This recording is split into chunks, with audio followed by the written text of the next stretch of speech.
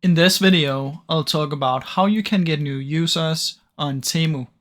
So if you signed up to the affiliate program and you want to get some money, what you can do is see right here.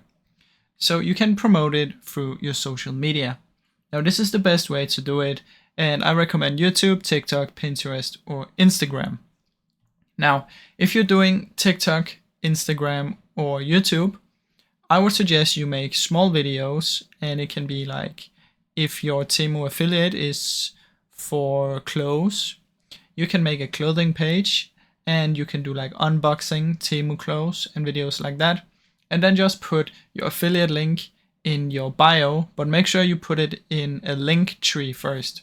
So head over to Linktree and create an account here. Put the affiliate link inside of the Linktree link, and then put the link tree inside of your bio. Now on Pinterest, you can just make simple posts of stuff from Temu, and then just put the affiliate link in there. Now, I really hope you enjoyed this short video. If you did, please leave a like and subscribe, as it helps me out a ton.